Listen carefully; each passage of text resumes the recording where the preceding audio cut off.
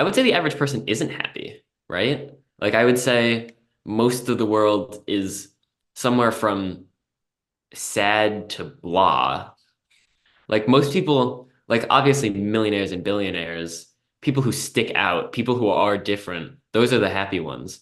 But you don't have to have, I would say happiness isn't tied to success, like in that way. Like if you're, people say money doesn't buy happiness. Money buys happiness. If you have a lot of money, you're probably going to be happy, even not because money inherently makes you happy, it gets rid of the things that make you upset. And at the same time, being normal might seem like it makes you happy, but really being average, being the same means you're cutting out parts of yourself that would probably make you happy. Like, I have a weird taste in music, I'll be honest. People, if they heard my plays, they'd be like, "What is wrong with you?" But it makes me happy, so I don't care. Stuff like that, small stuff, even larger stuff, is how you have to live your life, or else you'll end up upset and well burnt out just from doing what other people want you to do because that's not what make because they think it will make you happy. People don't know what will make you happy. They know what they think will make you happy. They know what will make themselves happy for the most part, but they can't speak for you. So when people are talking about your happiness, generally don't listen to them because they're probably wrong. Yeah, I think I like the piece that you mentioned that everyone is pretty much unhappy, right? Everyone's life goes from somewhere from sad to blah. And I think that category of people we talk about that are unhappy, I think it encapsulates even rich people, right? You mentioned that millionaires are happy because they've removed all the things that make them unhappy. I kind of disagree with that.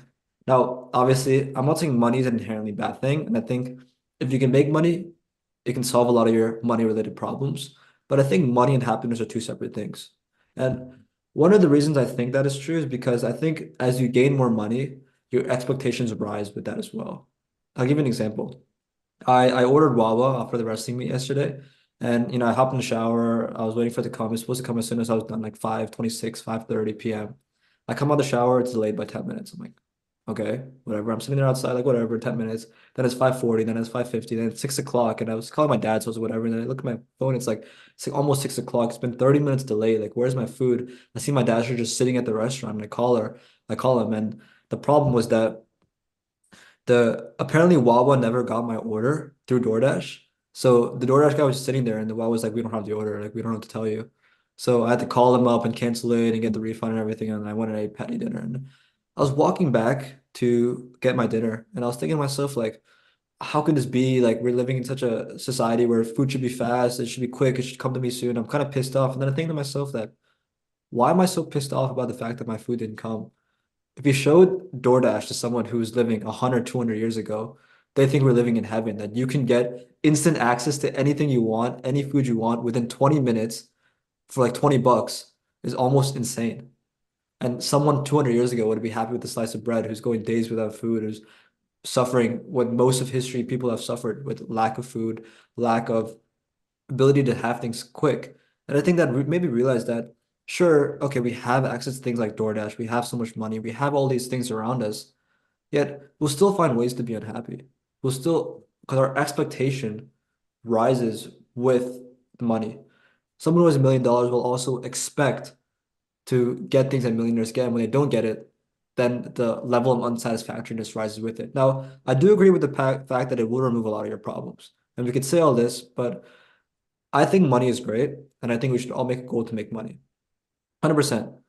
After we make the money, we should also find a way to find and be satisfied with it and not try to crave for more. But it's really finding that area between.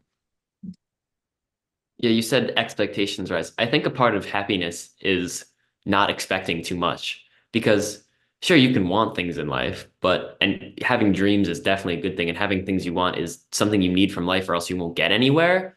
But as expectations rise, unhappiness and unsatisfaction also rises. That's true. So I think a part of it is as you progress in life is checking yourself, keeping yourself humble, checking your expectations to make sure you don't want more than life than what you need. And if you can keep your expectations in check, then happiness will come with it because you'll get everything you expect, everything you want. So what more could you need? And that's where happiness comes from. That's almost like the fulfillment I meant. When your expectations from life are fulfilled, you're happy because you don't want anything else. If you enjoyed that segment with Chris Horsch, and you're going to love the full 1.5 hour length podcast that I recorded with him, hit the link in the description now to see the full length podcast. And don't forget to like and subscribe for more.